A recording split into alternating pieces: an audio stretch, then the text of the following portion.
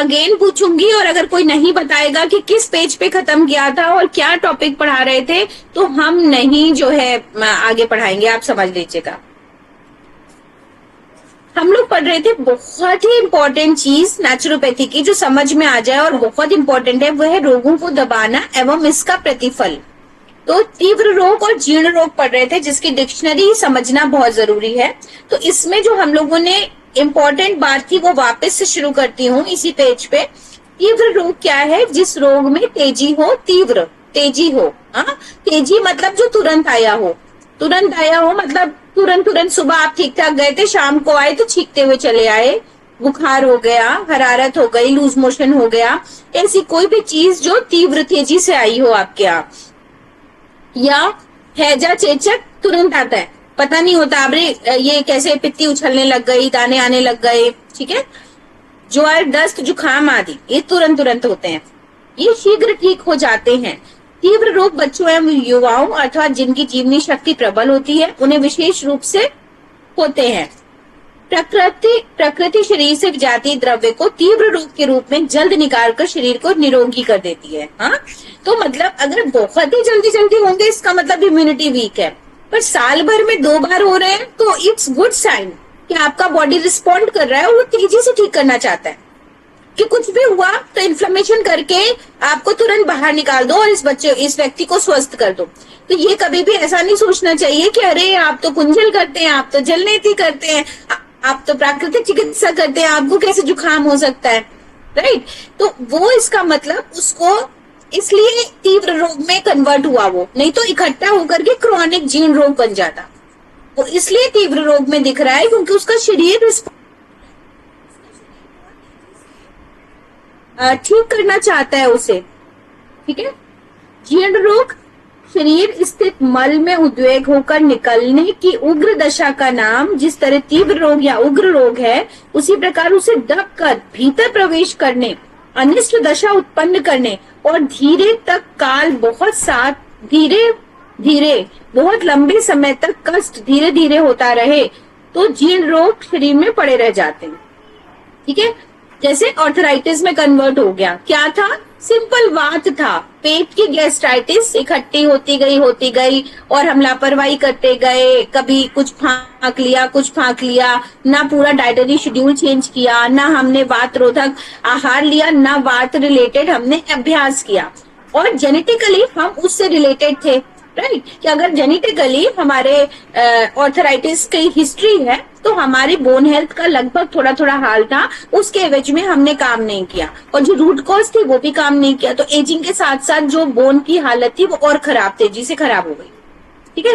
अब उसने एकदम से डॉक्टर्स लिख देंगे कि भाई ये तो पूरा का पूरा घिस गई है, हाँ, या आप एक्सरे देखेंगे तो घुटना यहाँ होना चाहिए और ये ऐसे हो गया, फ्लूइड पूरा सूख गया, हाँ। तो यहाँ डिजीज नहीं था, यहाँ प्रॉब्लम नहीं थी, प्रॉब्लम तो गट में थी, पर हमने उसको दबाते सबसाइड करते वो पूरी जगह एक जगह का इकट्ठा होकर के और बड़े रूप में धारण हो गया। या कह लीजिए आपका कैंसर, राइट। कैंसर भावात्मक या शरीर की कोई भी एसिडिटी या गैस्ट्राइटिस की समस्या जो बड़े लंबे समय तक दबाते इकट्ठी हो गई, तो वो किसी एक जगह इकट्ठा हो गई और वो धीरे मैलिग्नेंट हो गई, है ना। पहले एक जगह जमा होने शुरू हुई, जो आपका अंग कमजोर है वहां पर जमा होना शुरू हुई, और जमा होते वो क्योंकि जमा हो गई और हम उसे फीडिंग भी देते रहे, ऐसी कोशिकाएं जो खराब थी, उन्होंने एक अपना मोहल्ला बना लिया, किटी पार्टी बना ली कि हम यहाँ पे आके सास की बुराई करेंगे, तो मजा आने लगा। अब वहां पर वो जब इकट्ठी हो गई तो अब उनको बुराई करने वाली चीजें क्या थी? Fast food, pizza, burger, oily, deep fried चीजें उनको पसंद थी, क्योंकि किटी में तो वही चलेगा। तो वो फल कहाँ खिला पाएंगे? हम नहीं खिला पाए कल अपने इवेंट में, क्योंकि उसके लिए बहुत मेहनत चाहिए, रॉ खाना आसान नहीं है, ठीक है। पके हुए खाने का कल्चर तभी आया जब हम ज्यादा काम करना चाहते थे और हम ज्यादा एम्बिशियस होना चाहते थे, नहीं तो इंसान तुरंत पकाता था और 2 घंटे में उसको कंज्यूम करता था। तो रोटी सब्जी और दाल रोटी का कल्चर था, किसी को पता ही नहीं था। अब उसमें देखा गया कि कैसे हम सुबह निकल जाएं और दिन भर काम करें और रात में आए और खाना बांध के ले जाएं। तो बांध के ले जाए और खाना टिक जाए तो उसको तला गया, वो नहीं खराब हुआ। अब उसके बाद ये लॉजिक तो कभी कभी था कि भाई जो लोग दिन भर बिता रहे हैं तो बांध के ले जाएं और शाम तक वो खाना यूज कर सकें। अब वो धीरे धीरे इलेक्ट्रिसिटी आ गई और वो टेस्ट को अच्छा लगने लगा, तो इंसान ये नहीं समझ रहा है कि कौन सा हमको बहुत सुदूर जाना है और हमारे पास अवेलेबिलिटी नहीं होगी, इसलिए वो पूड़ी का कल्चर था। अब वो पूड़ी टेस्ट वाइज खूब हर पकवान बनने लगे हर त्योहार पे। वो हमारी उन सेल्स का भक्षण है जो कि अगर हम उनको फास्टिंग करा देते, उपवास करा देते, तो वो ऑटोफेजी पे चली जाती और अपने आप को खा जाती, सुसाइड कर लेती, है ना। मतलब ऐसे समझ लीजिए कि जैसे मैंने उदाहरण तो बहुत अजीब सा दिया है, लेकिन अब दे दिया है तो उसको जस्टिफाई करती हूँ कि अब वो जो महिलाएं हैं जो अननेसेसरी उस चीज को हवा दे रही हैं जिसका कोई सोल्यूशन नहीं है ना। मतलब बैठ करके आप अपने घर में इन लॉज की या किसी की बुराई कर रहे हो, मतलब परपंच कर रहे हो, ठीक है। अब उसका सोल्यूशन तो है नहीं, क्योंकि आप अपने घर में अपने माहौल में हो और आप ही को चीजें ठीक करनी है।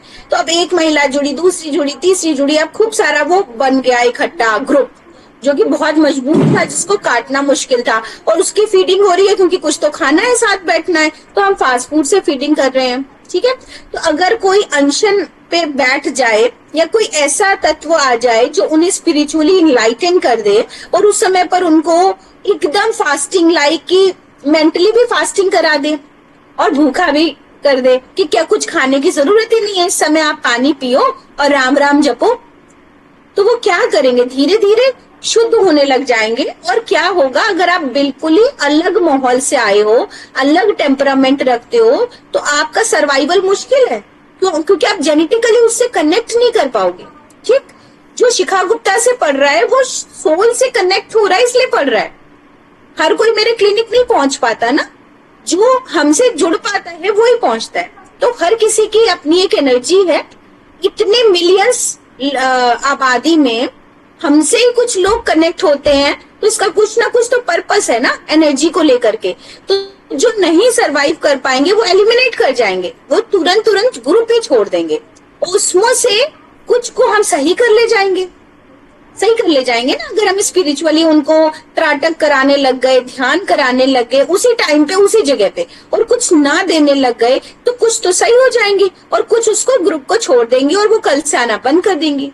सिंपल सा फंडा है। कितना अच्छा एग्जाम्पल आप लोगों को आ गया, मुझे लग रहा है याद भी रहेगा ये वाला, ठीक है। अभी बनाया, कहीं पढ़ा नहीं है मैंने। ये है जीर्ण रोग की कैसे छोटा सा चीज इतनी बड़ी रूप में डेवलप हो गई। हाँ, इसी तरह आप सुनते हैं कि यहाँ पे गांठ निकल आई थी तो डॉक्टर ने ऑपरेट कर दी, नॉट बैड। अगर आप उस तरीके से ठीक करना चाहते हैं तो लाइक नेचुरोपैथी में आप लॉन्ग आवर्स फास्टिंग कर सकते हैं, जलनेती, कुंजल, एनिमा, इन सब पे जा सकते हैं। पर अगर एक्युमुलेशन इतना तगड़ा है तो हमें क्या करना पड़ेगा, उन सबको बाहर निकाल के ताला बंद करना पड़ेगा, राइट। नहीं कर सकते आप, मतलब इतनी सारी बैड एनर्जी एक साथ, इवल एनर्जी, हाँ, जिससे फाइट करने के लिए मुश्किल हो रहा है। पूरा शरीर इतना मजबूत नहीं है कि हम 18 घंटे 25 घंटे की फास्टिंग एक साथ कराएं व्यक्ति को।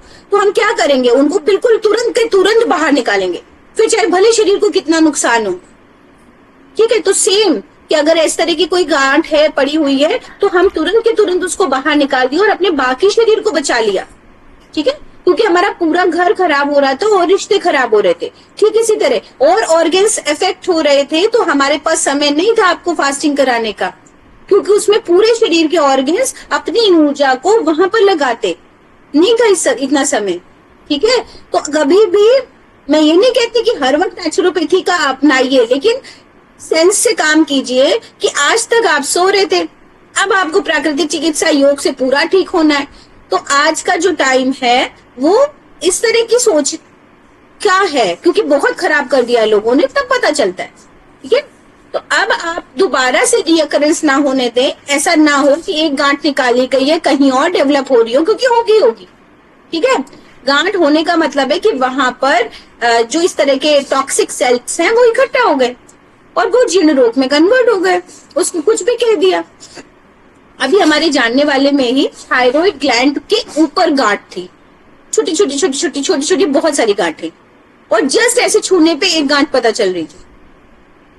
डॉक्टर को दिखाया, उन्होंने कहा ये मल्टीपल पूरी गांठ का बंच है एंडोस्कोपी के थ्रू। तो अब जब बंच है तो उसको क्या करेगा व्यक्ति, आप बताओ। जो साधारण व्यक्ति डेली ऑफिस जा रहा है उसके लिए पॉसिबल है पूरे शरीर का डिटॉक्सिफिकेशन, 25 दिन लग जाए, 30 दिन लग जाए, है ना, और पूरा पूरा माहौल बदलने की जरूरत है। तो इससे अच्छा था कि भाई अब तो गलतियां हो गई, अब आप इसे ऑपरेट करा दीजिए, बायोप्सी हो गई, कुछ भी रिपोर्ट में नहीं है, बंदा सेफ है, अब आप अपनी जीवन शैली में पूरी तरह सुधार कर लीजिए। समझ रहे हैं? तो आप लोग प्राकृतिक चिकित्सक होइए, पैशन के साथ साथ आई ओपनर, रिपोर्ट पढ़ना, समझना और सही टाइम पे सही सलाह दीजिए। बहुत सारी बार मैं यूट्रस ऑपरेट करने की सलाह दे देती हूँ, क्योंकि जिस वक्त पे हमको रिपोर्ट कोई दिखाता है पूरा फाइब्रॉइड से भरा हुआ यूट्रस, ठीक है, ब्लीडिंग कंटिन्यूअस हो रही है, कितने दिन में आराम मिलेगा पता नहीं, कहाँ से टब में बिठा दें, आप पहले से मुझे बताते ना। जब प्रॉब्लम आनी शुरू हुई या जब मेंस्ट्रुअल टाइम पे पेन होता था तो वो नॉर्मल नहीं था ना, तब इसका मतलब वो कॉन्स्टिपेटेड यूट्रस था, पेट था जिसका इफेक्ट यूट्रस झेल रहा था, तब अवेयरनेस नहीं आई। तो अब कम से कम बाकी ऑर्गन्स को बचा लीजिए, राइट। तो नेचुरोपैथी तो करनी है, पहले भी करवाइए, ड्यूरिंग ट्रीटमेंट भी कराइए, उसके बाद भी कराइए, बट ऐसा मत करिए कि और ऑर्गन्स उसके खराब हो जाए। चाहिए नहीं नहीं, देखो एक एक्सक्यूज मी,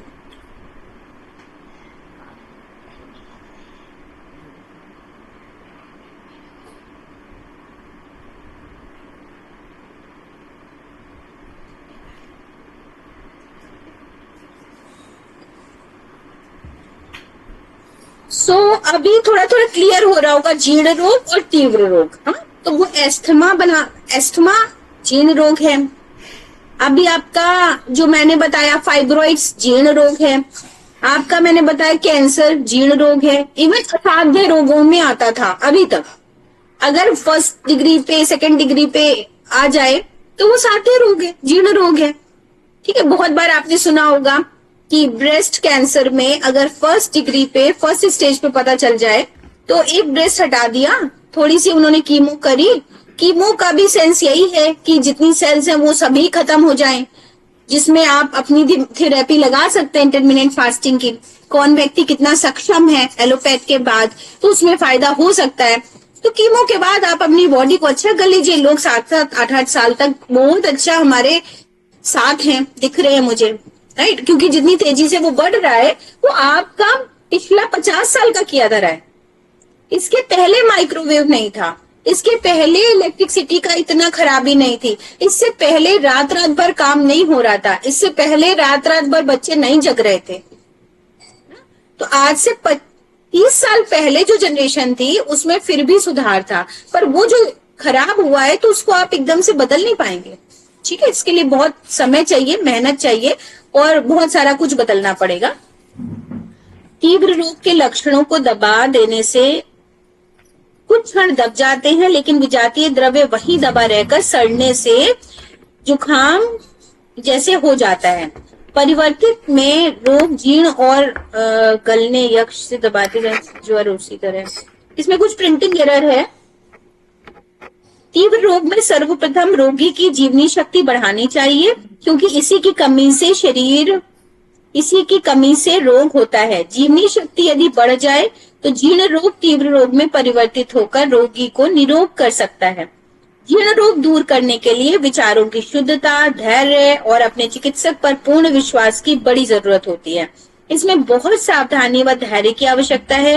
रोगी व चिकित्सक दोनों को रखनी पड़ती है, तभी जीर्ण रोग ठीक होता है, ठीक है।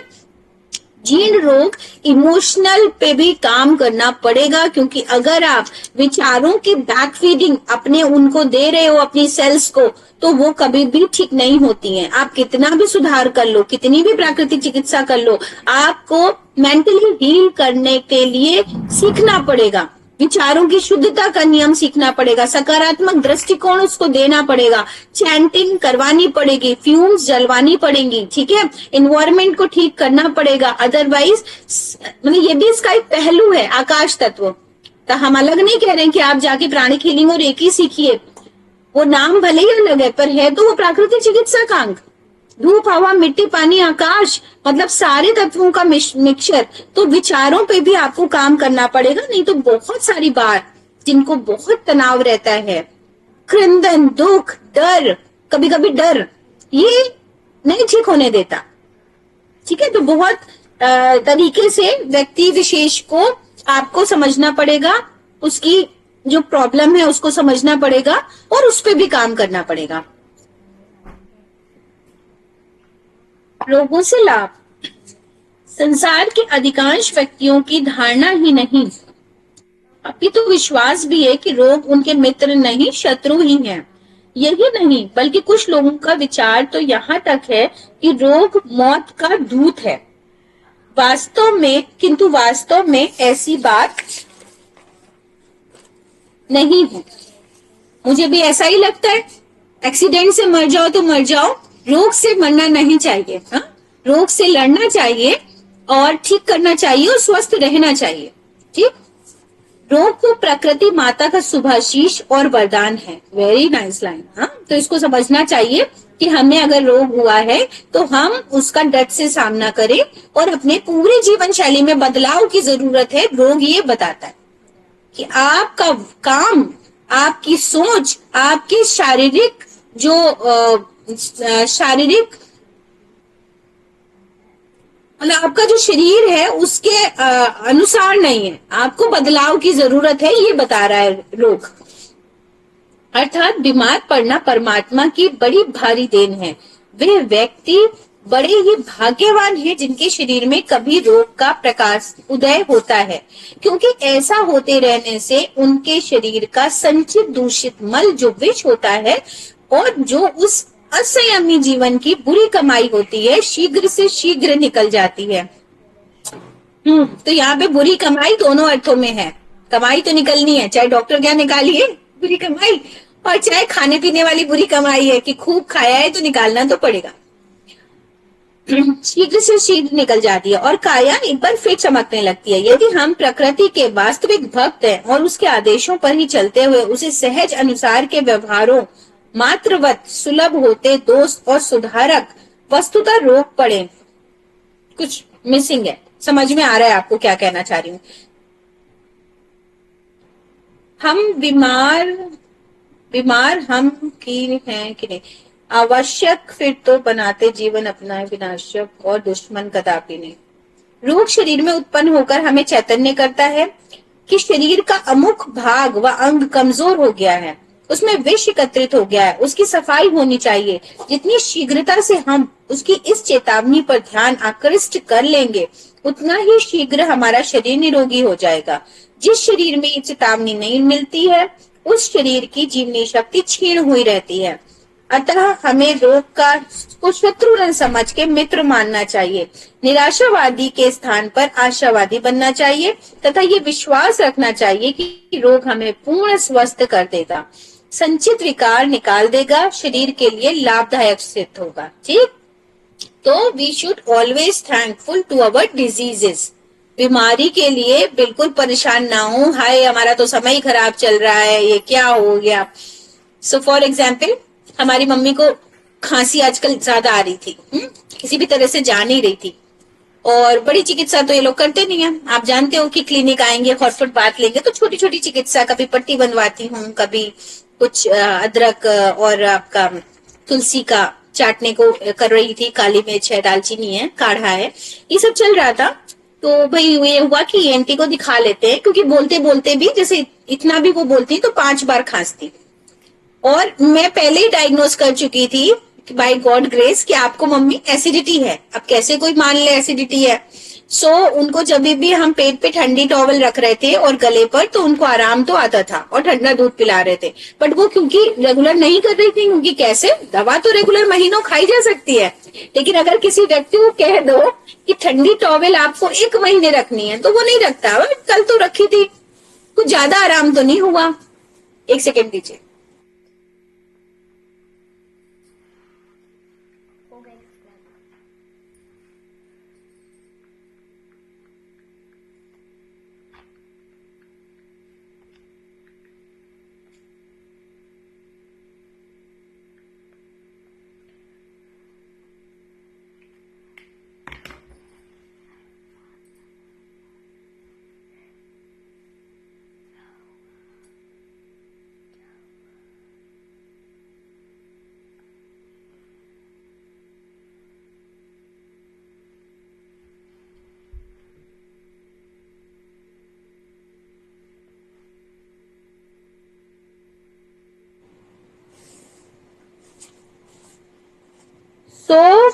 काफी आई ओपनर था, लेकिन मुझे मालूम है मेरे लिए समझाना आसान है क्योंकि मैं 22 साल से यही समझा रही हूँ और समझते समझते मैं भी समझी हूँ।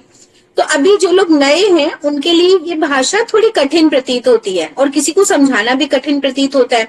तो थोड़ा आप आत्मचिंतन करो, आत्म मंथन करो, इसको पढ़ो और कुछ कुछ लिखो अपने आप से कि जीर्ण रोग क्या है, तीव्र रोग क्या है। अभी एग्जाम्पल हमने खुद से आपको बना के समझाया, तो इसी तरीके से आपके अपने कोई एग्जाम्पल हो सकते हैं और बहुत सारे लोग अपने अपने तरीके से समझाते हैं, तो उस तरीके से भी आप इन चीजों को समझ सकते हैं। चलिए आगे थोड़ा सा पढ़ते हैं। रोग की अवधारणा, शरीर में जब किसी प्रकार का कष्ट या तकलीफ होती है या जब हम स्वास्थ्य हमारा साथ नहीं देता, अर्थात हम अपने स्वाभाविक कर्म को ठीक प्रकार से नहीं कर पाते, तब हम कहते हैं कि हमें रोग हो गया है या हम बीमार हो गए हैं। स्वास्थ्य की परिवर्तित अवस्था को ही रोग कहते हैं। अगर कंप्लीट स्वास्थ्य नहीं है तो मतलब हम बीमार हैं, उसमें कोई ऐसा नहीं अरे रोग हो गया, रोग नहीं, स्वाभाविक दशा नहीं है हमारे शरीर की, और वो हमें बता रही है कि हमें जीवन शैली को बदलने की जरूरत है। जो था पॉइंट जब डिस्कस करे थे भूल गई मैं, अपनी मदर के लिए डिस्कस करी थी। तो जब हम ईएनटी डॉक्टर के पास पहुंचे तो उन्होंने अपना एंडोस्कोपी कैमरा डाल के किया और कुछ सवाल पूछे। तो पहला सवाल तो फ्यूम्स जलाना है और खांसना है, तो वो तो जाहिर सी बात है कि आजकल कितना नकली फ्रेग्रेंस आ रहा है ना। अगर आप शुद्ध रूप से सिर्फ दिया जलाते हैं तो अच्छा है, अदरवाइज बहुत शुद्ध उसमें लाइक एक आती है हर्ब्स की जो अगरबत्ती आती है, उसमें किशमिश की कोटिंग होती है। हाँ, तो अगर आपको उस तरह की मिलती है तब तो ठीक है, मसाला अगरबत्ती उसको बोलते हैं और कुछ ब्रांड्स बनाते हैं, तो उसमें वो किशमिश की कोटिंग और सुंदर मसाले जो यज्ञ चिकित्सा में यूज होते हैं उनकी होती है। अदरवाइज वो सारी खराब है क्योंकि सब चीजें जब मार्केट में आती हैं तो वो एलर्जिक कर रही है उसको, तो एलर्जी उनको निकला, ठीक है। अब वो फिर भी जला रही है, सोचिए। मानते नहीं है पुराने लोग ना। और फिर उसके बाद दूसरा उन्होंने खुद डायग्नोस कर दिया एसिडिटी है, कितने बजे खाती हैं कितने बजे पीती हैं, हो गया। अब एलोपैथ का कॉन्सेप्ट यही है कि भाई आप इतना गैप कि शाम को 8 बजे खा लिया और अगले दिन पूरा, उनका तो 9 बजे भी उनको ज्यादा लग रहा है, हम लोगों के हिसाब से ठीक है 12-14 घंटे की फास्टिंग हो रही है, अच्छे से खाना डाइजेस्ट हो रहा है, ठीक है। लेकिन उन्होंने ऐसा बोला तो हमने अपने तरीके से उनको समझाया कि आपको शुगर को ध्यान में ना रखते हुए उसको एसाइड कीजिए और मीठा फल खाना चाहिए।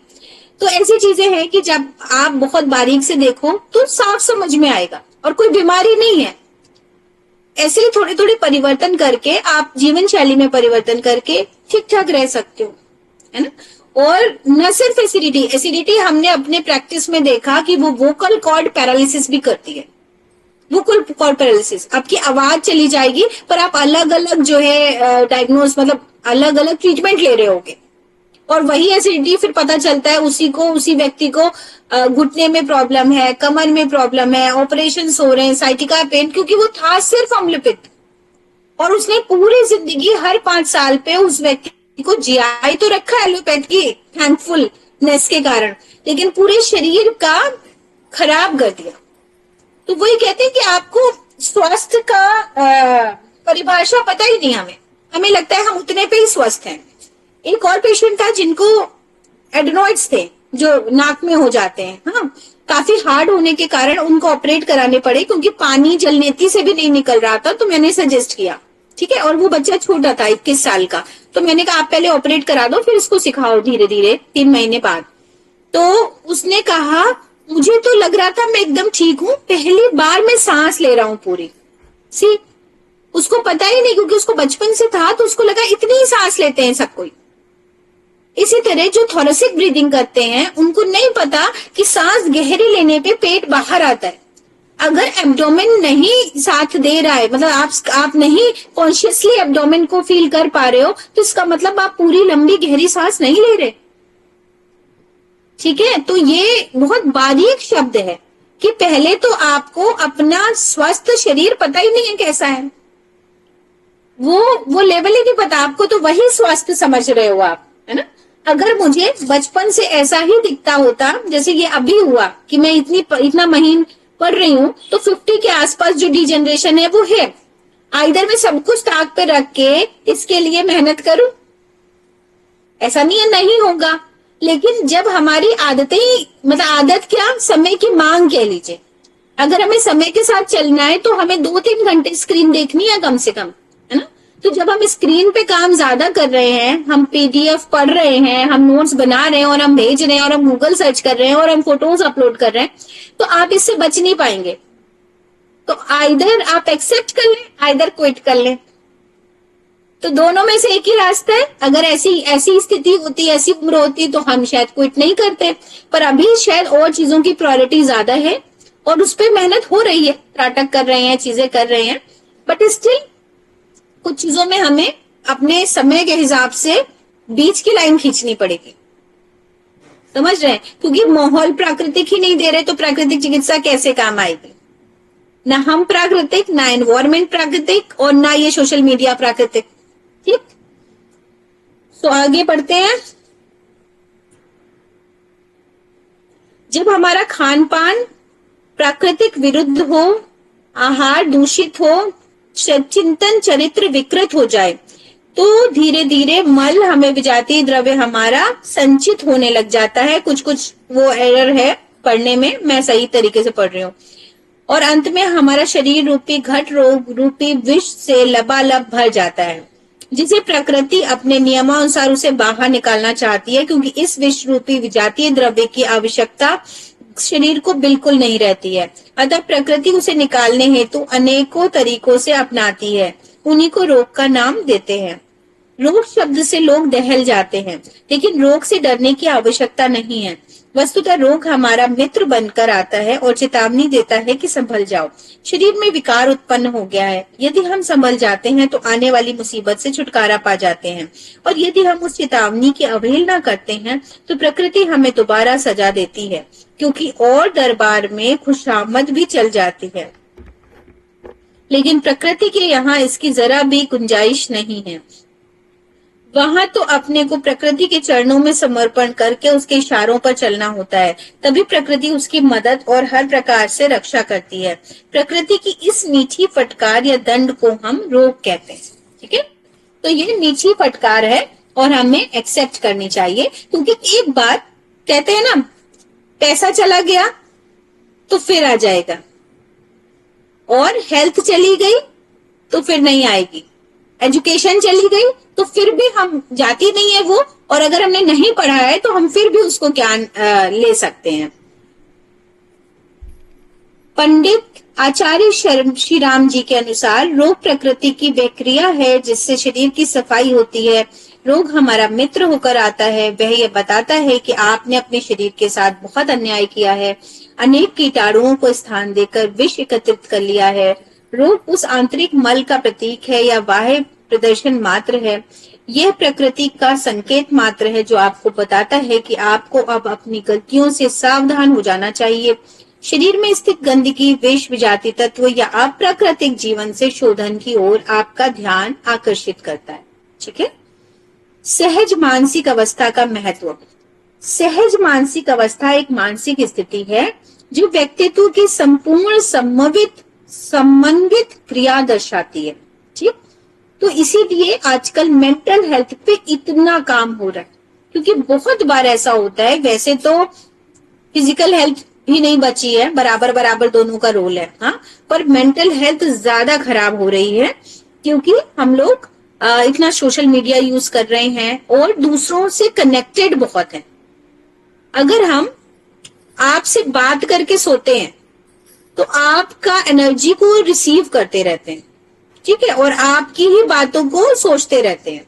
तो सोशल मीडिया, अगर हमें 11 बजे सोना है या 10 बजे सोना है तो 8 से 9 बजे कंप्लीटली बाय बाय हो जाना चाहिए, क्योंकि वो तरंगे, वो विजन है ना, और बहुत सारे लोग तो वीडियो कॉल करके सोते हैं। हाँ, सो ये सारी चीजें ना, आप एनर्जी भी रिलेट करता है जो हमें पता ही नहीं। बात कर रहे हैं तो कंटिन्यूअस वो व्यक्ति हमारे विचारों में है। जैसे प्राणिक हीलिंग, तो प्राणिक हीलिंग क्या है, या रेकी क्या है, हमने किसी को एज्यूम किया इमेजिनरी, या उसको फोटो देखा और उसके लिए जब हमने 15-20 मिनट चैंट किया तो वो ठीक हो गया ना। तो वो ठीक हो गया, इसका मतलब मैं उसको एनर्जी भेज पा रही थी और वो एनर्जी रिसीव कर रहा था अनजाने में भी। वो दिन भर काम कर रहा है, फिर भी उसको ऊर्जा मिल रही है, उसने महसूस किया ऊर्जा मिल रही है। या ये आज का तो नहीं है, हम आपका नाम गोत्र लेकर पंडित पूजा करके जाता है और हम महसूस करते हैं कि व्यक्ति ठीक हो गया या घर का माहौल ठीक हो गया, ठीक है। तो ये क्या है, ना जानते हुए भी हम किसी को कंसर्न दिखा करके बात कर रहे हैं, जो व्यक्ति बहुत बीमार है, और हम उसके बाद सो जा रहे हैं। हमने कोई रिचुअल नहीं किया अपने आप को ठीक करने के लिए, तो हम लाख अच्छे हैं फिर भी हम अपने आप को मेंटली अनफिट कर रहे हैं। हम अपने ऑफिस के काम रात में कर रहे हैं, उन लोगों से रात में बात कर रहे हैं, डांट रहे हैं, इस तरह का काम कर रहे हैं, तो क्या हो रहा है, हमारा मेंटल हेल्थ खराब हो रहा है और हमें पता ही नहीं। इमोशनल हेल्थ खराब हो रहा है, पता ही नहीं। सारे आयाम जो हैं वो सब बिगड़ रहे हैं। तो ये बहुत नजदीक से देखने की जरूरत है। जो हमें लगता है कि नहीं ये तो अलग बात है और नेचुरोपैथी अलग बात है, नहीं, सब एक साथ है। मानसिक स्वास्थ्य का अर्थ, जब व्यक्ति किसी भी तरह की मानसिक बीमारी से मुक्त होता है तो उसे मानसिक रूप से स्वस्थ समझा जाता है। मानसिक बीमारी से मुक्त नहीं होता, मानसिक बीमारी से जूझता है या मानसिक बीमारी होती है, उसको युक्त तो होता है, हो सकता है, तो उसे मानसिक रूप से स्वस्थ समझा जाता है और उसकी इसी अवस्था को मानसिक स्वास्थ्य की संज्ञा दी जाती है। सहज मानसिक अवस्था की परिभाषाएं बहुत सारे ये हैं, उन्होंने दी हैं, 1 सेकेंड में आ रही हूँ।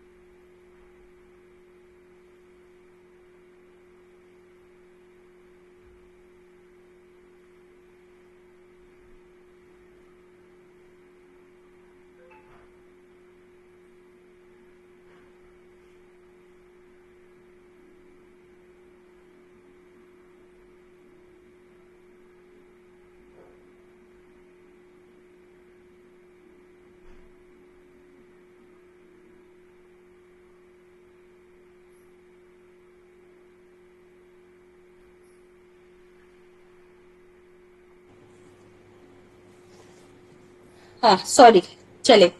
मानसिक स्वास्थ्य का अर्थ, जब व्यक्ति किसी भी तरह की मानसिक बीमारी से मुक्त होता है तो उसे मानसिक रूप से युक्त होता है, तो उसे मानसिक रूप से स्वस्थ समझा जाता है और उसकी इस अवस्था को मानसिक स्वास्थ्य की संज्ञा दी जाती है। सहज मानसिक अवस्था की परिभाषाएं, स्ट्रेंज 1965 के अनुसार मानसिक स्वास्थ्य से तात्पर्य वैसे सीखे गए व्यवहार से होता है जो सामाजिक रूप से अनुकूल होते हैं और व्यक्ति की अपनी जिंदगी के साथ पर्याप्त रूप से मुकाबला करने की अनुमति देते हैं।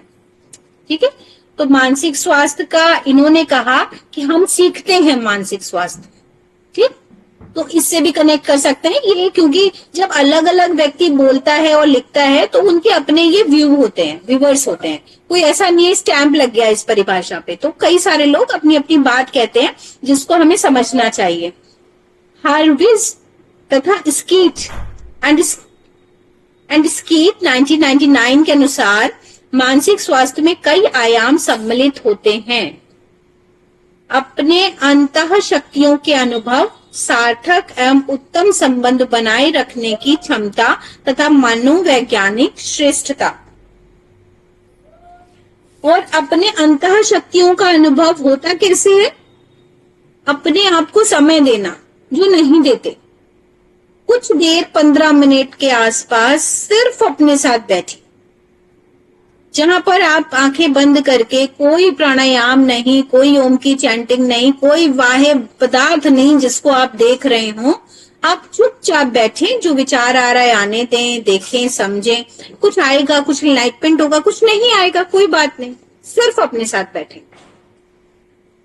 कार्ल मेनिंगर 1945 के अनुसार मानसिक स्वास्थ्य अधिकतम खुशी तथा प्रभावशीलता के साथ वातावरण एवं उसके प्रत्येक दूसरे व्यक्ति के साथ मानव समायोजन है। वह मनोदशा संतुलित, सतर्क बुद्धि, सामाजिक रूप से मान्य व्यवहार तथा एक खुश मिजाज बनाए रखने की क्षमता है।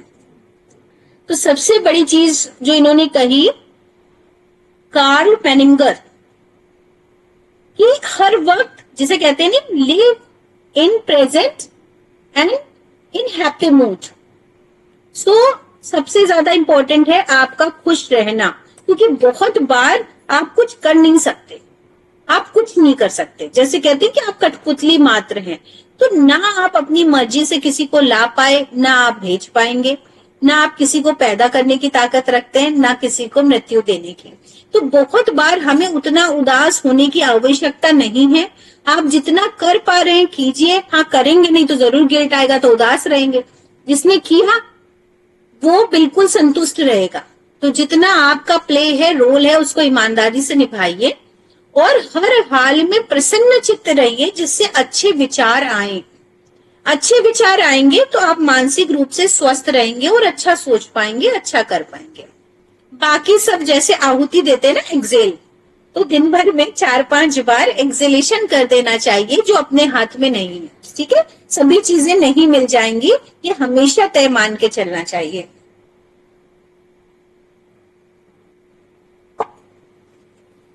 इन परिभाषाओं का विश्लेषण करने पर हमें सहज मानसिक स्वरूप के बारे में निम्नांकित तथ्य प्राप्त होते हैं। ठीक है, इनका अपना अपना ये विजन था। मानसिक स्वास्थ्य की मूल कसौटी अर्जित व्यवहार है। इस तरह का व्यवहार का स्वरूप कुछ ऐसा होता है जिससे व्यक्ति को सभी तरह के समायोजन करने में मदद मिलती है।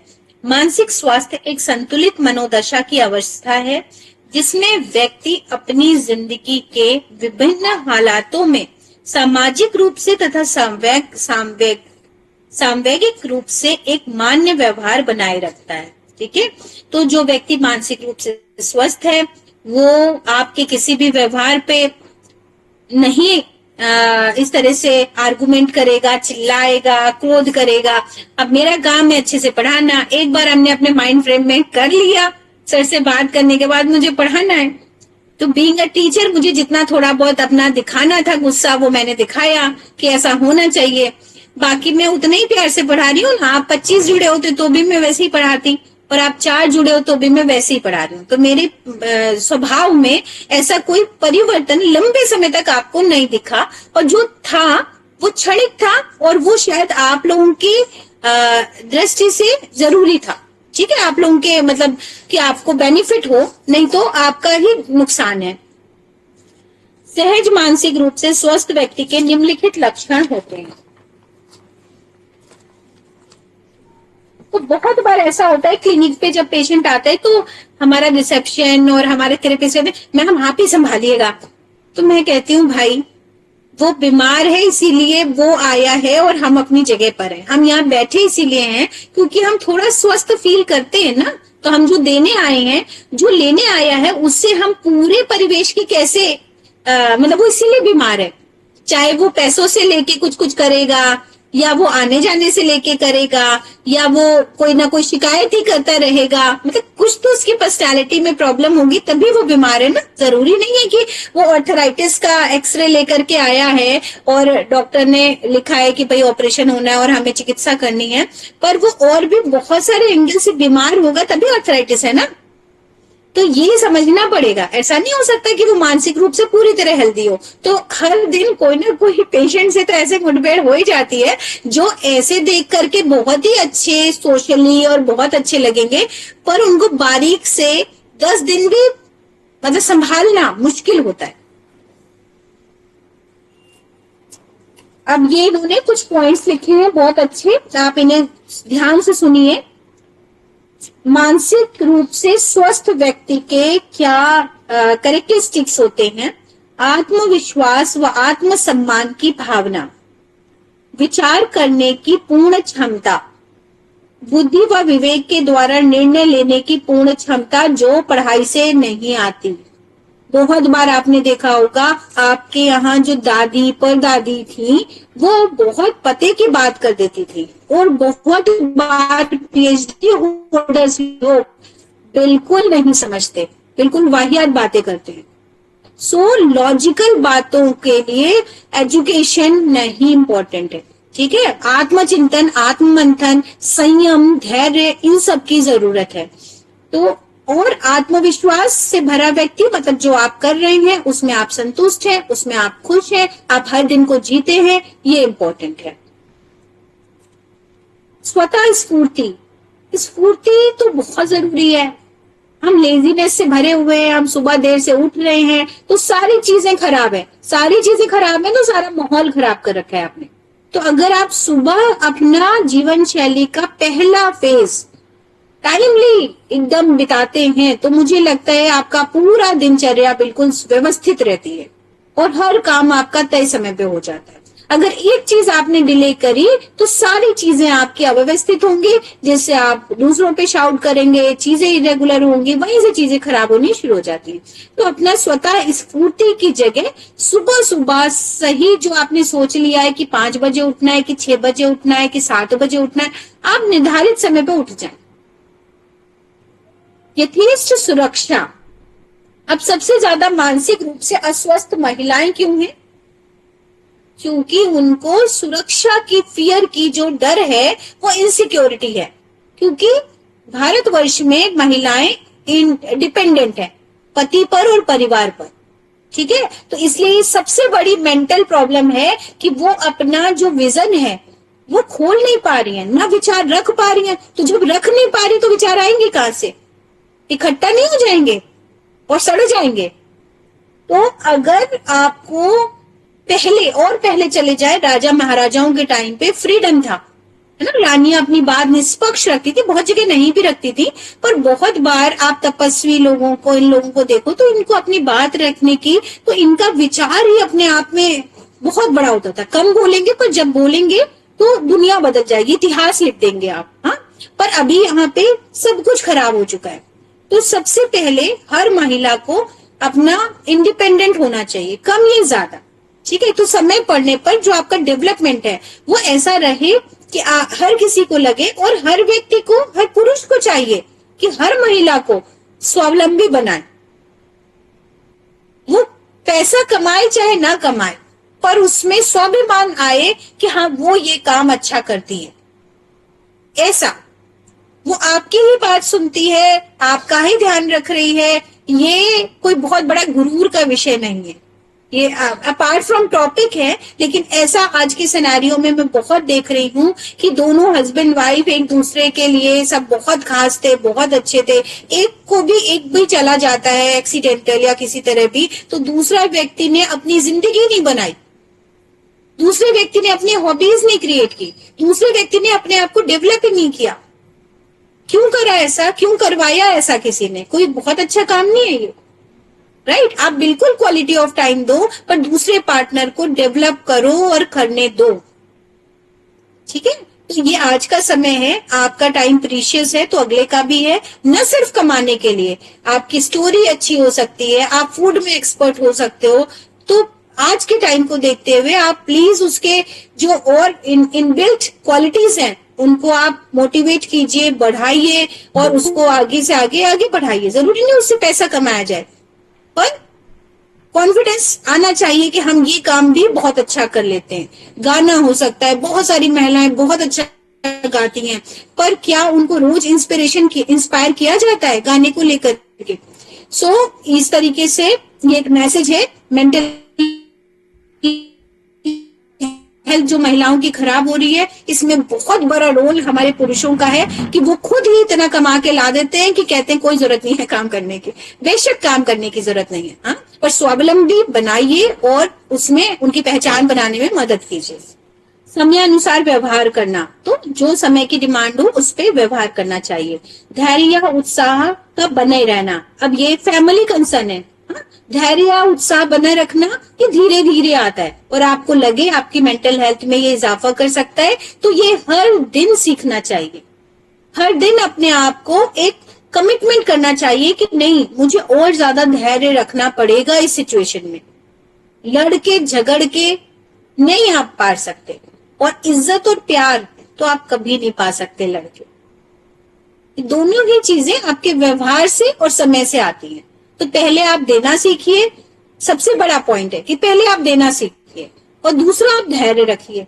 अगर आप वाकई किसी को चाहते हैं तो, और आप सोचें आप लड़ करके, चूड़ियां पहन के, सिंदूर लगा करके, व्रत रख करके मोहब्बत हासिल कर लेंगे, तो होता नहीं। तो ये हम अपार्ट फ्रॉम हिंदुस्तान बोल रहे हैं, वो आपके स्वास्थ्य के लिए अच्छा है, तो उसे वैसे ही रहने दें। हाँ, अपनी कमियों का ज्ञान व स्वीकृति, प्रत्यक्षीकरण सही। तो कुछ देर अपने साथ बिताइए, आपको खुद पता चलेगा, और रोज बैठिए कि हमें क्या इंप्रूवमेंट की जरूरत है, और आपको धीरे धीरे कुछ कुछ चीजों पे काम करते रहिए। थोड़ा थोड़ा ही काम करिए, पर करिए। और दूसरों को मत देखिए कि वो क्या कर रहा है, हमें क्या करना चाहिए। आप अपनी धीरे धीरे कोशिश करते रहो, और धीरे धीरे आपका पर्सनैलिटी, आपका ऊर्जा कुछ और ही बोलेगा, नहीं जैसे निखरता है इंसान। तो आप अपने ऊपर ध्यान दो। बहुत बार ऐसा होता है कि कुछ लोग आते हैं कि मैडम हम उनके पास गए थे, वो आपके बारे में बात करती रहती हैं, आप तो कभी उनका नाम नहीं लेती। तो मैंने कहा भाई वक्त ही नहीं है, क्यों नाम लेंगे, हमें अपना ही समझना है कि हम कहाँ कमी है, हमें क्या करना है, हमें क्या मतलब है कोई क्या कर रहा है। बहुत बार ऐसा होता है, व्यक्ति कहते हैं अरे वो तो आप ही के बारे में बात कर रहे थे कि शिखा जी ये, शिखा जी वो, उन्होंने ये कर लिया, वो कर लिया, ये नहीं किया। तो मैंने कहा भाई हम आत्मचिंतन करें, हमें जो कम लगता है, और जो मेरा पोटेंशियल है, जो हमारे घर की दीवार है, हमारे घर वाले जितना हमें करना अलाउ कर पा रहे हैं, मेरी अपनी कैपेबिलिटी है, हमारी एक फिजिकल और मेंटल हेल्थ की कैपेबिलिटी है, हम उसके अकॉर्डिंग संतुष्ट होते हुए अपना काम कर रहे हैं। तो कोई कंपैरिजन किसी का किसी से नहीं हो सकता। ठीक, आप अपनी ये सारी बाउंड्री खुद बनाते हैं। अपनी शक्ति व योग्यता का सही ज्ञान होना, this is the important point. हाँ, कि अपनी जो स्ट्रेंथ है, कभी कभी हनुमान जी को भी नहीं पता था, तो याद दिलाना पड़ता है। तो ऐसे में फैमिली का रोल होता है कि नहीं आप ये कर सकते हैं, आप ये भी कर सकते हैं। ठीक है, तो अगर कोई व्यक्ति योग्यता का ज्ञान कराता है, तो वाकई उसके लिए थैंकफुल होना चाहिए, और धीरे धीरे उस तरफ कदम बढ़ाना चाहिए। दूसरों के प्रति सम्मान और श्रद्धा का भाव वेरी वेरी इंपॉर्टेंट दिखता है। बहुत बार मैं लोगों से सीखती हूँ कि मुझे इतना प्यार दे देते हैं ऑफिशियल प्लेटफॉर्म पे, कि मुझे लगता है कि अरे हमने तो किया ही नहीं ऐसा जीवन में।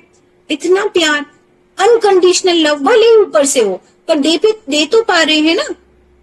हमने तो नहीं किया ऐसा, किसी के साथ भी नहीं किया। तो बहुत बार सब कुछ सीखने की बात होती है, और जब आप सीखते हैं तो फिर सीखते चले जाते हैं। दृढ़ निश्चय, डिटर्मिनेशन हमेशा इंपॉर्टेंट है। चाहे छोटा सा एक संकल्प बनाएं, पर उसको पूरा करें। आप लोगों ने नवरात्रि में देखा, हमारे साथ जो भी फास्टिंग की जिन लोगों ने, उनके लिए दृढ़ संकल्प ही था कि ऑयली फूड क्या, कुम्ड फूड क्या, कुछ भी नहीं खाया। कुछ लोग सरोजी भी रहती हैं, कुछ लोग सिर्फ पानी पे रह लेते हैं। हाँ, तो दृढ़ इच्छा शक्ति ही है, दृढ़ संकल्प है। तो संकल्प चाहे छोटा हो कि 8 बजे के बाद पका हुआ अनाज नहीं लेंगे, या सुबह 8 बजे से पहले नहीं लेंगे, या 12 बजे से पहले नहीं लेंगे, या बिहेवियर पे है कि शांत ही रहेंगे चाहे कोई भी चीज आ जाए। तो ये थोड़ा थोड़ा डिटर्मिनेशन, छोटी छोटी चीजों को लेके एक पतली कॉपी बना करके लिखिए, और वो आपके लिए बहुत अच्छा होगा। निस्वार्थ मतलब सेल्फलेस। तो ये जो अभी शादियां टूट रही हैं, तो ये सेल्फलेस लव होना चाहिए ना। पहले लेडीज जो है देना सीखें, और फिर मिलेगा ही मिलेगा। आपको जो करना है आप उस पे कंसर्न रखो, उस पे फोकस करो, दूसरा क्या कर रहा है उस पे फोकस ना करो। तो आई थिंक 8 बज गया है, तो अभी और लोगों के और भी शेड्यूल होते हैं, हम यहाँ पर टिक कर रहे हैं क्योंकि हम चाहते हैं इसको तेजी से खत्म कर दें।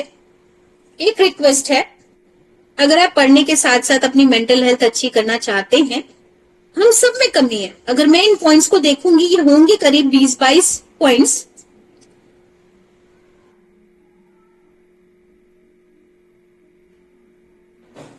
अगर हम इन पॉइंट्स को मैं भी देखूंगी ना, तो 6-7-8 कमियां निकल ही आएंगी बड़े बड़े लेवल पे। हाँ, तो मेंटल हेल्थ में पूरी तरह फिट कोई भी नहीं हो सकता, इनफैक्ट फिजिकल हेल्थ में भी फिट नहीं हो सकता, है ना। तो ये कहना कि मेंटल हेल्थ से हम बीमार हैं, ये नॉर्मल है, सब बीमार है। ठीक, अब हमें किस लेवल पे ठीक करना है और किस लेवल पे हम समझें कि हम बीमार हैं।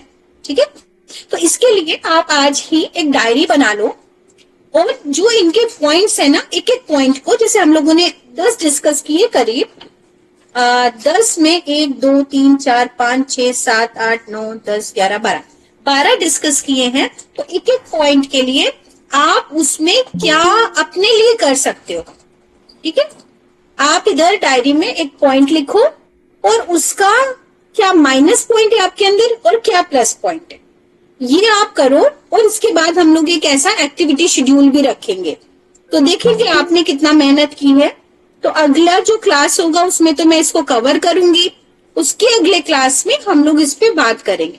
ठीक है, कि तो एक ये लाइक आप लोगों का काउंसलिंग सेशन भी चल रहा है और नेचुरोपैथी भी चल रही है, क्योंकि नेचुरोपैथी बिना इसके आप ठीक नहीं कर सकते, तो पहले खुद ठीक होना पड़ेगा।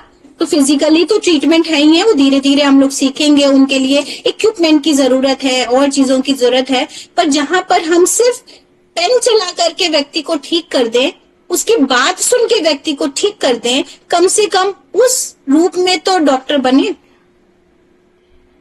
हमने आरोग्य मंदिर से किया, ठीक है, Gorakhpur school of natural therapeutics, वहां पे विठल दास मोदी जी की जब हमने जीवनी पढ़ी और चीजें पढ़ी, तो बहुत बार उसमें ऐसा लिखा है कि व्यक्ति सिर्फ उनसे बात करके चला जाता था और ठीक हो जाता था।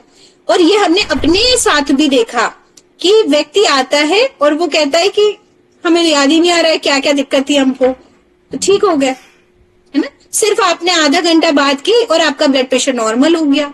तो ब्लड प्रेशर आपके विचारों की वजह था जो सिर्फ बात करके ठीक हो गया। तो बहुत बार व्यक्ति को सुनने वाला कोई नहीं, तो और सुनना कैसे, उसकी हाँ में हाँ ही थोड़ी मिलाना है, उसको बहुत ध्यान से सुनना है, समझना है कहाँ गलती है। वो कभी तभी पकड़ पाएंगे जब आप पहले अपनी पर्सनालिटी में झांक के देखना सीखो।